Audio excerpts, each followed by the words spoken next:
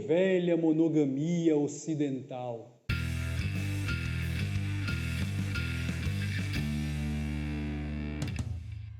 Senhoras e senhores, sejam muito bem-vindos a esse canal, espero que os senhores estejam muito bem. Então, nesse vídeo de hoje, nós vamos falar um pouco sobre essa celeuma provocada pelas falas do deputado lá do estado de São Paulo, Arthur do Véu. Arthur do Véu, porque, afinal de contas, o véu acabou caindo e ele revelou aí um aspecto da sua personalidade que surpreendeu a muita gente, inclusive aquelas pessoas que o seguiam, o admiravam. Enfim, eu sei que eu estou atrasado nessa discussão para variar, né? Mas eu esperei de propósito passar um pouco essa hype, todo mundo aqui na plataforma falando sobre isso, canais cristãos, canais de direita, canais de esquerda, canais masculinistas, canais feministas, enfim, todo mundo explorando essa situação de alguma forma. E como eu sabia que a minha opinião seria provavelmente controversa, eu preferi esperar um pouco, esperar a poeira baixar para poder falar com um pouco mais de calma. Eu tenho certeza que tem gente aqui que vai me interpretar mal, mas enfim, né, senhores? Paciência, estamos aqui, é para isso mesmo. Mas, como sempre, eu gostaria de convidar você que ainda não é inscrito aqui no canal a conhecer o nosso conteúdo e considerar inscrever-se caso você ache útil para a sua vida, né? Participar aqui do nosso canal, do conteúdo que nós produzimos. Nós falamos basicamente sobre vida cristã, masculinidade, política, um pouco sobre filosofia, mas tudo sempre à luz do Evangelho. Pois bem, senhores, então eu peço até perdão para vocês, como eu falei no último vídeo, eu me mudei recentemente para um local aqui que é muito barulhento. Então, enfim, se vocês ouvirem aí barulho de ônibus, barulho de moto com escapamento cortado para variar, né? Barulho de, enfim, OVNI, nave espacial, é porque eu estou morando realmente num lugar barulhento, paciência. Então, se vazar um pouquinho do áudio. Enfim, senhores, então, foram falas que geraram aí toda essa repercussão, como eu falei aqui no início do vídeo, mas eu quero explorar também um aspecto que eu vi sendo muito pouco explorado, até por questões, né, que realmente o objetivo maior das pessoas que não gostavam do cara era realmente destacar aquilo que foi mais reprovável, segundo elas, nas falas dele, mas tem um aspecto óbvio no comportamento dele que, como eu falei, pouca gente comentou, mesmo deu ênfase, e como é um assunto que eu sempre falo aqui no canal, que é a questão da poliginia, né, do amor expansivo, e as críticas que eu faço a esse paradigma monogâmico compulsório, eu vou então analisar um pouco essa situação dele de um aspecto mais prático para que as pessoas entendam uma coisa que eu sempre falo aqui no canal.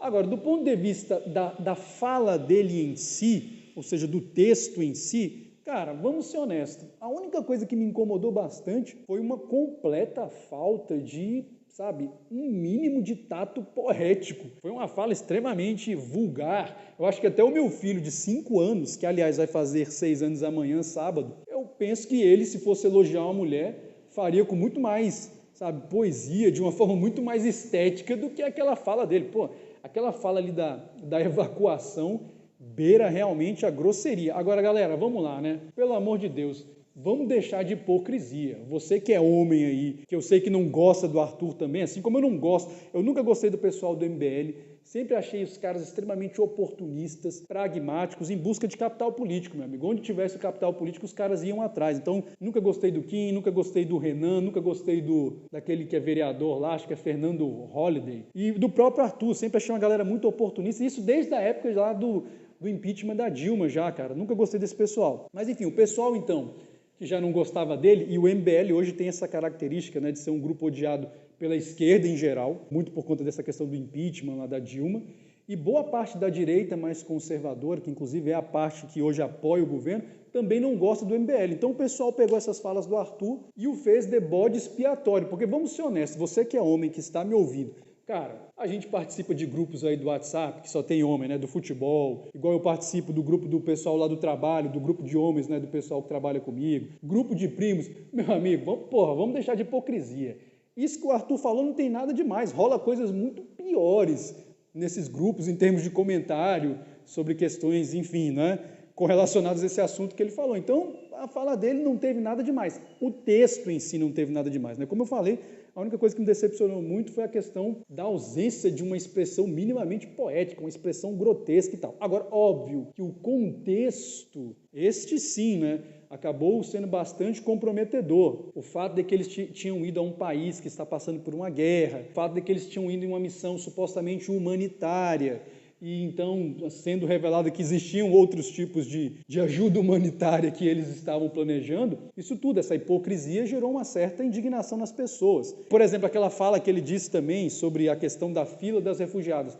Cara, com um pouco de bom senso, você entende o que ele quis dizer. Só que o pessoal, como eu falei, estava querendo a cabeça do pessoal do MBL mesmo e acabou usando o Arthur como um bode expiatório. Mas o que ele quis dizer ali? Uma coisa muito simples. Mesmo mulheres em uma situação de desespero, elas provavelmente não estavam arrumadas porque estavam fugindo de um país novamente em guerra, uma situação triste, uma situação trágica, mas mesmo essas mulheres naquela situação ali precária, aquela fila ainda era mais bonita do que a de muitas mulheres aqui brasileiras, filas de mulheres brasileiras em festas, em baladas, enfim, como ele colocou lá. Foi basicamente isso que ele quis dizer, mas o pessoal vai obviamente fazer a pior hermenêutica possível, porque realmente não gosta do Arthur e não gosta do MBL, como eu também não gosto, né? Mas eu acho que questão de honestidade intelectual, a gente não pode jamais abrir mão por questões puramente ideológicas, né? A gente tem que ter um mínimo de bom senso. Como eu falei aqui, eu não gosto dos caras, mas se você tivesse um mínimo de bom senso ali, você entenderia o que ele falou. Agora, repito, achei extremamente grotesco e, obviamente, eu entendo que por ser um homem público, por ser um deputado e por estar em uma missão supostamente com o caráter da missão na qual ele estava, aí sim, quando você pega o contexto para além do texto, aí sim, a coisa toda se torna bastante reprovável e eu entendo então essa hostilidade em parte que as pessoas estão direcionando a ele. Agora, o principal aqui que eu queria chamar a atenção é o fato de que novamente nós estamos num clássico exemplo de um sujeito que é monogâmico. Veja, e ele tinha uma namorada, eu nem vi o rosto da menina, mas, né, a julgar pela vaidade do Arthur, pelo comportamento dele, enfim, provavelmente não era uma mulher desprovida de beleza. Mas, ainda assim, o sujeito vai lá e não perde a oportunidade de, se pudesse, né, segundo ele no áudio, ele não chegou a pegar ninguém, mas se pudesse, ter dado uma puladinha de cerca à lá brasileira, à lá ocidente. Meus amigos, novamente, um dos efeitos colaterais básicos e elementares dessa monogamia compulsória é exatamente o adultério. Isso aí, meu amigo, você não tem nenhuma dúvida, a traição, porque quando você obriga o sujeito a só poder se relacionar necessariamente com uma única pessoa,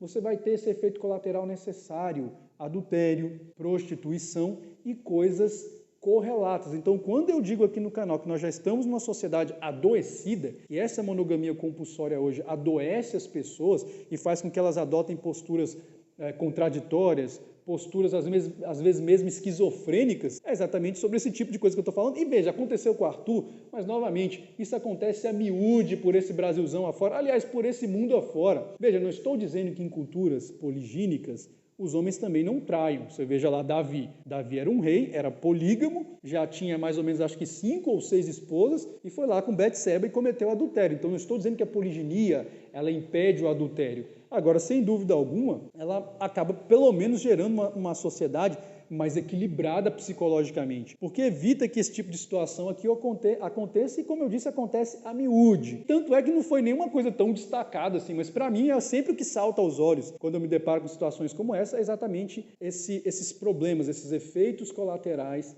dessa monogamia compulsória. E veja, o Arthur está arriscado perder aí o mandato dele como deputado estadual, o que eu acho, novamente, é um exagero diante do que aconteceu. Repito, não gosto dele, mas acho que é um exagero, tem que tentar ser coerente aqui. O cara perdeu o mandato por isso e perdeu a namorada também, né? O que acaba sendo aí trágico também na vida dele. A menina parece que terminou pelas redes sociais. Ele estava a caminho de volta para o Brasil, enfim, né? Que término. E aí diz ele, numa fala posteriormente, que vai tentar recuperar aí a namorada que ele perdeu, mas vejam, né, senhores? Se nós vivêssemos em uma sociedade onde os homens pelo menos pudessem expressar mais livremente esse seu desejo, essa sua vazão sexual que fosse, tá?